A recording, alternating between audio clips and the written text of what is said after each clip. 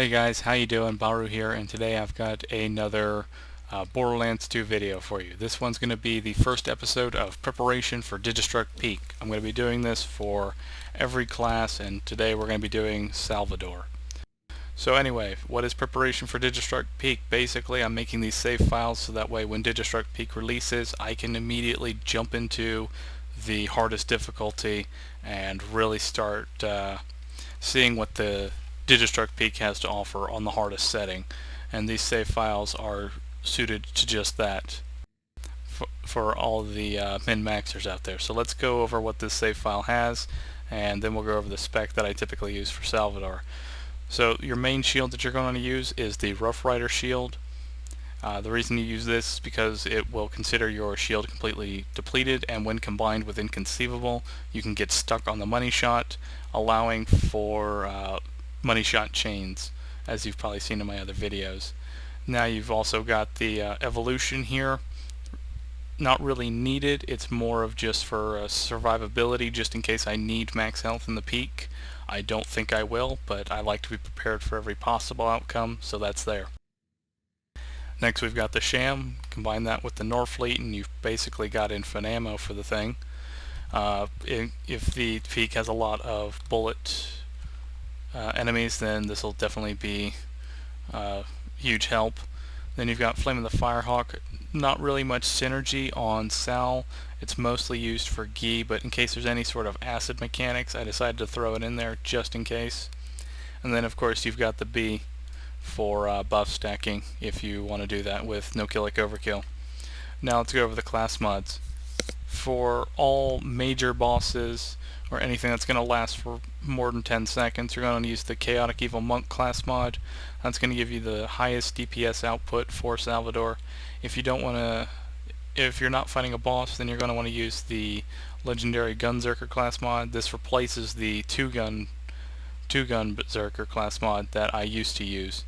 It's got all the skills that you're going to need and some more. Legendary Berserker for just extra movement speed in case I ever need that. And then Legendary Hoarder just if you're playing in co-op and your teammates need ammo. Although for solo play you won't need this comm. Now we've got Relics. We've got a Fire, Shock, and Corrosive Bone of the Ancients, as well as a Max Health Relic. The reason I throw in the Max Health Relic is because, as I said, I want to be prepared, and if I want high max health for the peak, I want it there just in case. And then you've got the Sheriff's Badge when you combine that with dual Heralds.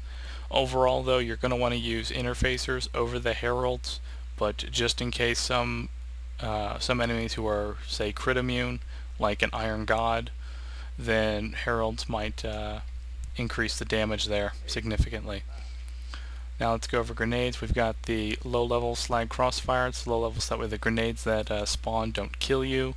Slag O negative for Rubyless healing. And then you've got a Quasar for grouping up large amounts of enemies. It's also really good on the Hyperius fight. And now let's go over the guns that we're going to be using. We've got the Fire, Corrosive, and Shock interfacers for all of the different bosses. Ahab, which is really good for no kill like overkill stacking. We've got the Ruby if you want to use that. One thing about the Ruby is that you're going to want to main hand the Ruby and not offhand it. If you offhand it, then your interfacer accuracy is going to pretty much be terrible and you're not going to be able to hit anything. So always main hand the Ruby if you're going to, or the Grog Nozzle if you're going to do that. I'm sorry. And then we've got the Sawbar if you want to combine that with the Ahab. We have 2 Corrosive, 2 Shock, and 2 Fire Norfleets, just in case you need to take out lots of enemies at once. We've got the redundant Logan's guns for regenerating ammo. Unkempt Herald for bosses that are not critable, such as Saturn. Then we've got the Flacker if you want to combine that with the Ahab. We also have a Slag Norfleet for combining with, say, a Shock. And that'll allow you to pretty much use one combo for the majority of mobbing. Also have a Shock, Corrosive, and Fire Sandhawk for all of the different major enemies. Really deadly when combined with the money shot and no kill like overkill. Next we have trespasser, used for the chief fight if you want to use it there. Some enemies in the peak may be similar to where they have high shields but low health. This will be useful for that. Typically you just want to offhand that into your left hand. Or if you're going for a no kill like overkill bonus, you want to combine that with a fibber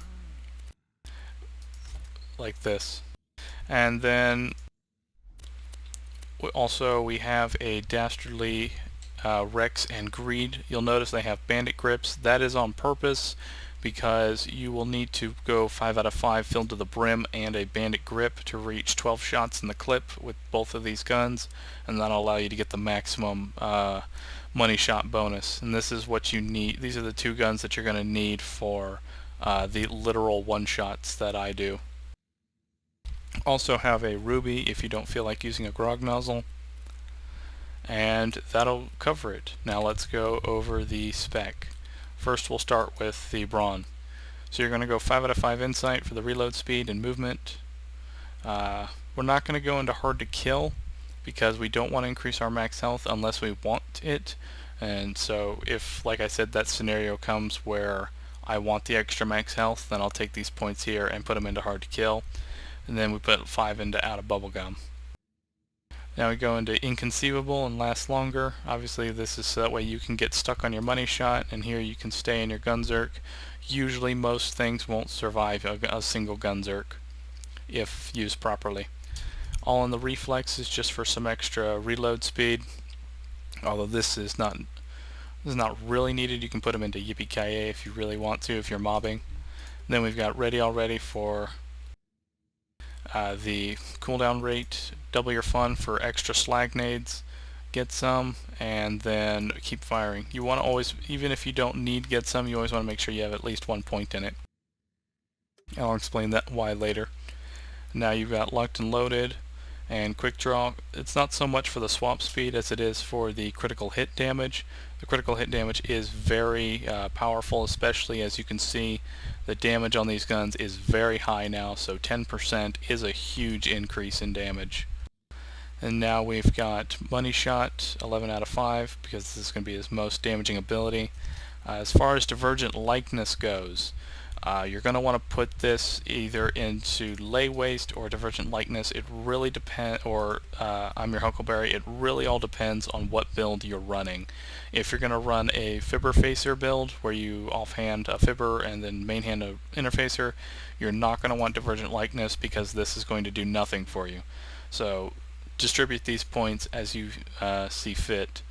You're not going to need to go into all I need is 1 because this is not that much of a DPS increase unless you're going for the literal one-shot build. And then you've got keep it piping hot. You want 5 out of 5 in that, and that's because when combined with get some, it'll think that you're constantly on cooldown even though you're not, and that will allow you a constant 25% damage bonus. And then you've got no kill like overkill, obviously, for things for setting up buff stacking. So that's going to cover it for Salvador. Got the spec and all of the weapons and gear. As far as different specs go, they really don't alter too much. You can move around a couple of points in the gun lust tree depending on what build you're currently running, say a pistol, fibber facer, or anything like that. But for the most part, this is going to be your general boss rating build. Depending on how good you are at keeping your health up, you might want to put down but not out, just in case you have issues with that, so you don't lose your gunzerk. And that's going to pretty much cover it.